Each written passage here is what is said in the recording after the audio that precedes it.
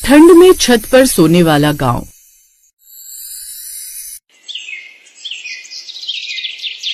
दिल्ली की बड़ी बड़ी कोठियों में पली बढ़ी रिद्धिमा ने दिल्ली की एसी वाली ठंड, कार वाली ठंड और ब्रांडेड स्वेटर वाली ठंड देखी थी, लेकिन शिमला की वादियों की ठंड उसने वहां आकर देखी, जब ब्याह कर वो अपने पति के साथ पहली बार कार में बैठकर अपने ससुराल यानी शिमला पहुंची। उसे क्या पता था कि पहाड़ों की ठंड तो मानो दुश्मनी निकालती है, क्योंकि पहले वो कभी पहाड़ों में गई नहीं और उसे ये सब पता नहीं होता कि वहाँ कितनी ठंड होती है। रिद्धिमा की गाड़ी जब गांव में रुकी तो उस गांव का पूरा टोला जमा हो गया, जिसे देखकर औरतें फुसफुसा रही थीं।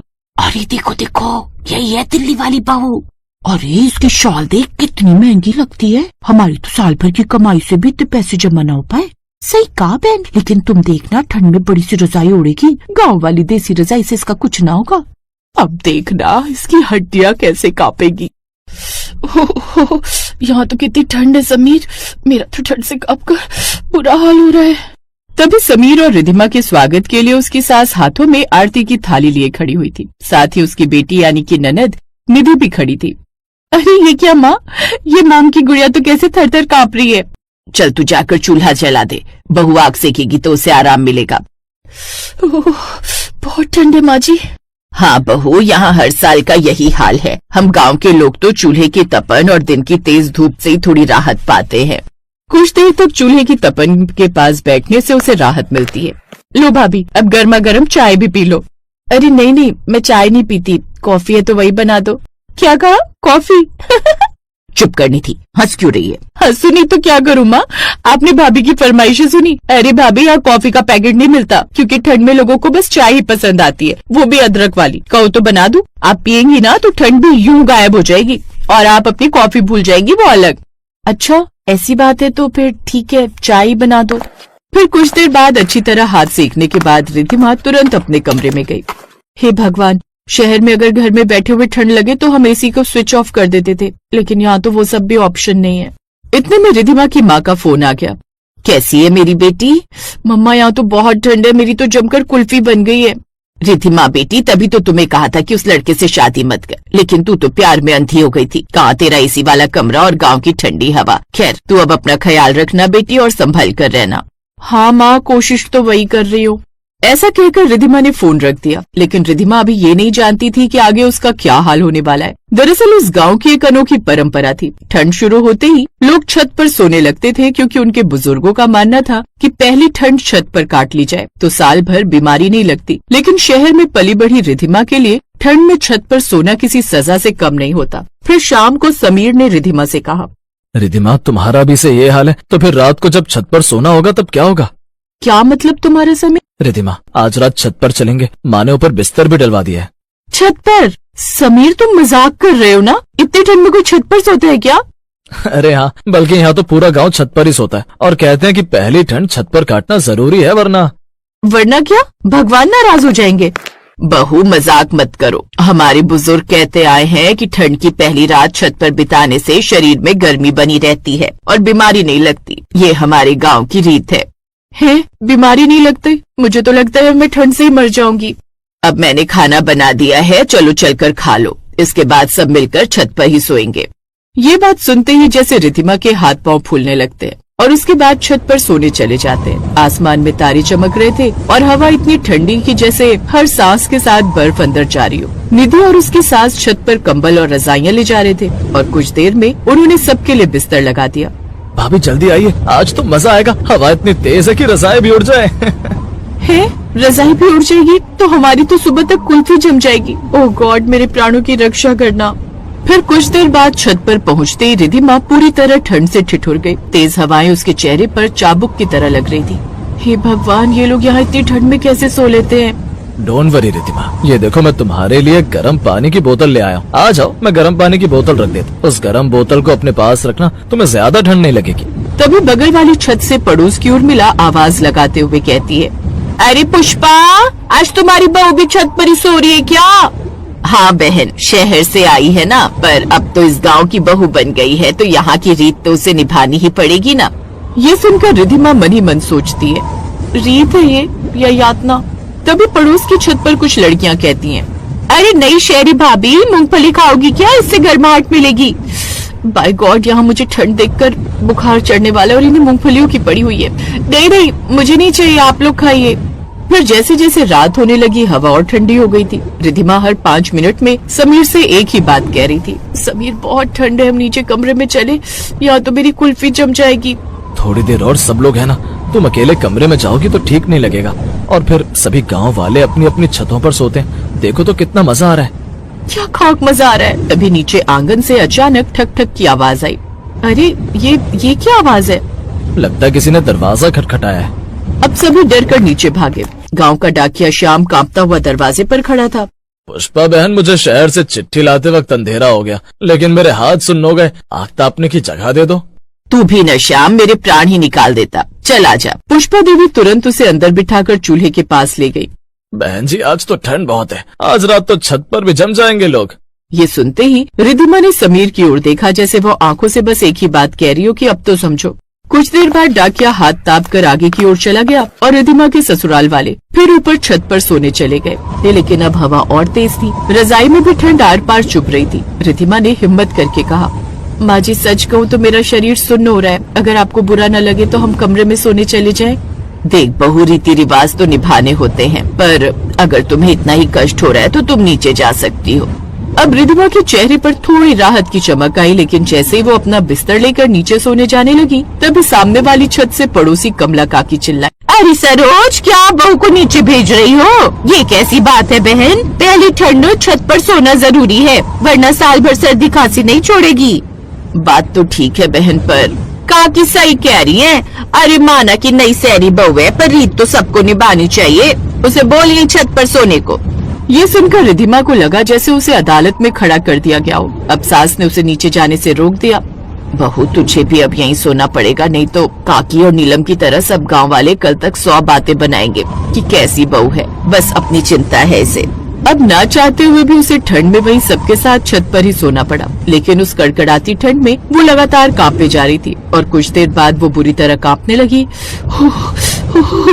अपनी पत्नी की ऐसी हालत देखकर समीर को उस पर दया आ गई और वो गुस्से में बोला, बस बहुत हुआ, किसी को हमारी सेहत से ज्यादा रीति रिवाज की चिंता तो रहने दो, मैं अपनी पत्नी को नीचे ले जा रहा हूँ। अरे लेकिन लोग क्या कहेंगे कि कैसी नाजुक बहू है इनकी, और गांव की और बहुएं भी तो छत पर ही सोती हैं। मैंने कहा ना बाबूजी, मेरे लिए मेरी बीवी की जान ज्यादा जरूरी है, न कि गांव वालों के रीति रिवाज। अब सारा परिवार शांत हो गया। सास भी कुछ नहीं बोली। तभी पड़ोस वाली छत में सो रहे 8 साल के टिंकू की हालत एकदम से बिगड़ गई। ठंड के मारे उसका चेहरा नीला पड़ गया। मेरा बच्चा टिंकू, उठना, क्या हुआ? हटिए, मुझे देखने दीजिए, मैंने नर्सिंग का कोर्स किया हुआ है। इसके बाद उसने टिंकू को चेक किया। इसको जल्दी से नीचे आग के पास ले चलिए और साथ ही गर्म पानी में विक्स डालकर उसकी भाप इसे देनी होगी।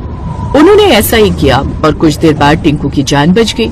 ये कैसे रीति रिवाज है जिसमें एक बच्चे की जान तक जा सकती थी? ऐसे रिवाज के चक्कर में ना एक दिन आप लोग अपनों को खो देंगे। अब तो बंद कीजिए यूं इतनी ठंड में छत पर सोना। ये बात सुनकर अब सभी गांव वालों को अपनी गलती का एहसास हुआ और उस दिन के बाद उन सभी गांव वालों ने ठंड में छत पर सोना छोड़ दिया। साथ ही रिधिमा भी छत पर सोने से बच गई।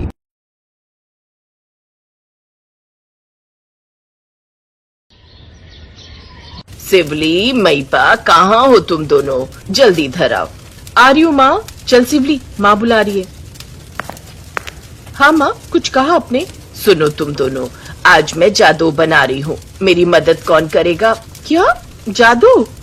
मैं हूँ ना, मैं करूँगी आपकी मदद। नहीं दीदी, तुम रहने दो, मैं माँ की मदद कर दूंगी। अच्छा, लड़ो मत।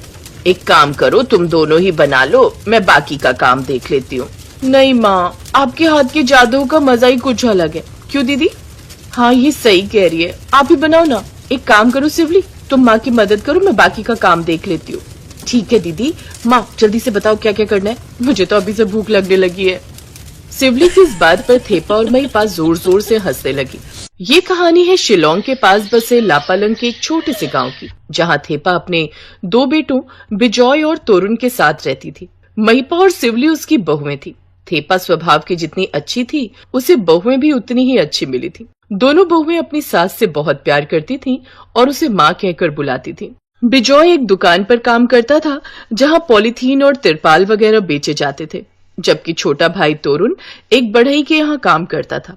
थेपा और उसकी दोनों बहुएं घर संभालती थी। बिजॉय और तोरुण इतना कमा लेते थे कि आराम से घर का खर्च चल जाता था, और इससे ज्यादा की ना तो थेपा को जरूरत थी और ना ही चाहत। हंसी खुशी परिवार का गुजारा चल रहा था। और फिर एक दिन रसोई में काम करते हुए, माँ मुझे झटका महसूस हुआ। हाँ माँ, मुझे भी लगा जैसे हल्का सा भूकंप आए हो। हे भगवान, दया करो हम पर। पिछली बार भी वो सर्दी का ही महीना था जब भूकंप आया था। पता है गांव में 3-4 मकान गिर गए थे। ये कब की बात है माँ?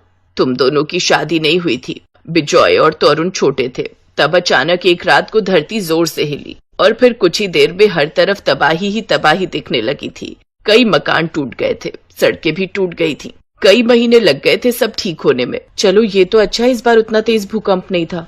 हाँ शायद, दुआ करो कि ये वापस ना लौटे। उस दिन सिवली और महिपा तो भूकंप को भूलकर अपने काम पर लग गई, लेकिन थेपा परेशान थी। तभी शाम को अचानक एक छोटा ट्रक थेपा के घर आकर रुका। तुझे कितनी बार मना किया है बिजॉय की दुकान का सामान यहाँ घर में मत लाया कर। वो बस एक रात के लिए है। कल सुबह दुकान का मालिक अपनी कार लेकर आएगा और सामान लेकर चला जाएगा। वो तो ठीक है, पर इसे रखेंगे कहाँ? घर में वैसे भी जगह नहीं बचती है। अच्छा माँ, घर के अंदर नहीं रखूंगा, यहीं रख दूंगा बरामदे में। रहने दे। रात में अगर बारिश हो गई तो तेरा ये सारा सामान खराब हो जाएगा। माँ वो तिरपाल है, वो बारिश के लिए ही बना है। बिजॉय ने अपना सारा सामान जैसे ही बरामदे में रखा कि तभी एक और छोटा ट्रक थेपा के घर के बाहर आकर रुका। ये भी तेरा सामान है क्या बिजॉय? माँ ये मेरा सामान है, कुछ लकड़ियां हैं बस। हे भगवान, तुम दोनों ने अपने घर को गोदाम बनाकर रख दिया है। अब तू इसे कहाँ रखेगा? अरे आप चिंता मत करो, ये भैया का तिरपाल है ना, इसी के नीचे रख दूंगा। अगर बारिश आई तो ये भीगेंगी नहीं। हाँ ठीक है, चलो अब दोनों हाथ मुंह धो लो और खाना खा लो। पूरा परिवार एक साथ खाना खाने बैठ गया और बातें करने लगा। माँ, आज तुमको भूकंप महसूस हुआ था क्या? हाँ क्यों, तुझे भी महसूस हुआ था क्या? हाँ, मैं जब सामान ले रहा था तब मुझे भी लगा था, पर इस बार तो बहुत धीमा झटका लगा था। दुआ करो कि सब ठीक रहे। पिछली बार का याद है ना जब भूकंप? थेपा अपनी बात पूरी कर भी नहीं पाई थी कि अचानक धरती जोर जोर से हिलने लगी। थेपा का पूरा घर भी जोर जोर से हिलने लगा। ये देखकर किसी को कुछ समझ नहीं आया। तभी थेपा जोर से चिल्लाई, भागो, जल्दी बाहर भागो, भूकंप आ रहा है। बिजॉय तू जल्दी से महिपा और सिवली को बाहर लेकर निकल। जैसे ही वो सभी घर से बाहर आए, उनका घर उनकी आंखों के सामने ही भरभरा कर गिरने लगा और फिर थोड़ी ही देर में पूरा मकान मलबे में बदल गया। उनके घर को जाने वाली सड़क टूट गई थी और उसके बीच एक बड़ी सी दरार आ गई थी। पूरे गांव में हल्ला मच गया और देखते ही देखते गांव के सारे मकान गिरने लगे। अब हम क्या करेंगे माँ जी? हाँ माँ, कुछ नहीं बचा, अब हम क्या करेंगे? तुम दोनों चिंता मत करो, भगवान सब ठीक करेगा। थेपा ने ये बात कह तो दी थी, लेकिन वो खुद नहीं जानती थी कि अब आगे क्या होने वाला है। उनका घर गिर चुका था, खाने पीने का सारा सामान मलबे में दब चुका था और ऊपर से बर्फीली हवाएं उनका बुरा हाल कर रही थी। तभी महिपा ने झट से कुछ लकड़ियां इकट्ठा की और आग जलाई। आग के सहारे वो लोग काफी देर तक बैठे रहे। वो रात बहुत भारी गुजरी। सिवली, माँ को तो तेज बुखार है। ये फोन भी काम नहीं कर रहा है, क्या करूं अब? भैया, जरूर मोबाइल टावर भी गिर गए होंगे। अब हम मदद कैसे बुलाएंगे? हम तो बाइक भी नहीं चला सकते। सड़कों पर देखो कितनी चौड़ी दरार है। तोरुण, कैसे भी करके माँ को ठंड से बचाना होगा। पर कैसे भैया, हम क्या करें? बिजॉय और तोरुण अपनी माँ की ऐसी हालत देखकर बहुत परेशान थे। तभी सिवली की नजर मलबे में दबे तिरपाल पर पड़ी, जिसका एक सिरा बाहर दिखाई दे रहा था। सिवली भागकर गई और महिपा भी उसकी मदद करने को आगे आई और फिर दोनों ने वो सारा तिरपाल खींच लिया। सुनिए, आप और भैया दोनों वो लकड़ियां बाहर निकालने की कोशिश करो। अरे पर तुम करना क्या चाहती हो? हाँ मैं समझ गई, सिवली सही सोच रही है। तोरुण, तुम लकड़ियां निकालो तो सही। और देखते ही देखते उन दोनों ने अपने टूटे हुए घर के सामने एक बड़ा और मजबूत तंबू बना दिया। अरे वाह महिपा, सिवली, मान गए तुम दोनों को यार। तुम दोनों तो बहुत जुगाड़ू हो। अभी हमारी तारीफ करने का वक्त नहीं है, जल्दी से माँ को अंदर लाओ, हमें उन्हें गर्मी देनी होगी। सिवली ने तंबू के अंदर आग जलाई और थेपा को उसके पास लिटा दिया। गर्मी की वजह से अब थेपा को अच्छा महसूस हो रहा था। सिवली, महिपा, कितना तिरपाल बचा है? अभी तो बहुत सारा है, पर आप क्यों पूछ रही हैं माँ? देखो, पूरा गांव तबाह हो गया है। छोटे छोटे बच्चे ठंड से ठिठुर रहे हैं। जितने हो सके ऐसे ही तंबू बनाने की कोशिश करो और सबकी मदद करो। ठीक है माँ, जैसा आप कहो। फिर अगले ही पल दोनों भाई और उनकी पत्नियां गांव के सभी लोगों के लिए तिरपाल और लकड़ियों से तंबू बनाने में जुट गए। शाम तक गांव के हर परिवार के पास अपना तंबू था। शाबाश मेरी बहुओं, मुझे तुम पर बहुत गर्व है। मुझे नहीं पता था कि मेरी सीधी साधी बहुएं इतनी जुगाड़ू हैं। जुग जुग जियो मेरी बच्चियों। Best buddies. Hello friends, Thanks for watching this video. अगर आपको ये वीडियो पसंद आया है तो प्लीज लाइक, सब्सक्राइब, कमेंट्स करें इस वीडियो पर और हाँ, शेयर करना भी ना भूलें। और भी मजेदार वीडियो देखने के लिए नीचे दिए गए बेल आइकॉन को दबाएं। देखते रहिए बेस्ट बडीज।